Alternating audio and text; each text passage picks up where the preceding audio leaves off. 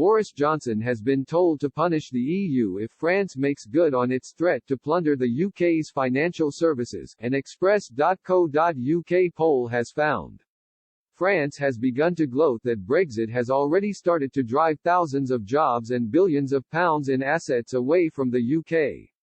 In response, Express asked its readers whether they thought Boris Johnson should consider taking action against the EU, in response to France taking the UK's financial services crown. The poll, carried out from 10:30 a.m. to 7 p.m. on Thursday, January 21, asked, should Boris punish EU if France plunders UK's financial services? Out of the 6,044 respondents, the overwhelming majority voted yes, with 96%, 5,820 people. Just 4%, 185 people, said no, while less than 1%, 39 people, opted for don't know. Readers then took to the comments to explain why they thought the UK should take such action against Brussels. One person wrote, absolutely. The EU punishes for things we are thinking of doing, let alone things we are doing that they don't like. Another user said, if France and the EU do not fairly facilitate our exports, then we stop the import of their vehicles, sand, wine and cheese and sausage and hams. We also need to start buying our foods from other countries where the food is not overpriced because of the cap.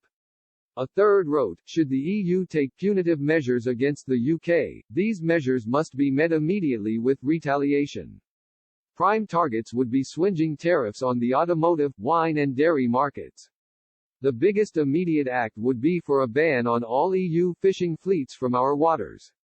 Another user said, punishment for perceived bad behavior by member states is the gold standard reprisal method, and par for the course in the EU handbook. It is about time the UK dropped its ingrained sense of fair play when dealing with people who have nothing but the destruction of our country on their agenda. However, some readers didn't think the UK had enough power to impose punishments on the EU.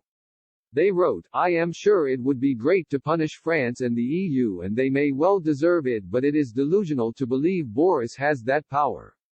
The best thing we can do is go our own way and let them go theirs.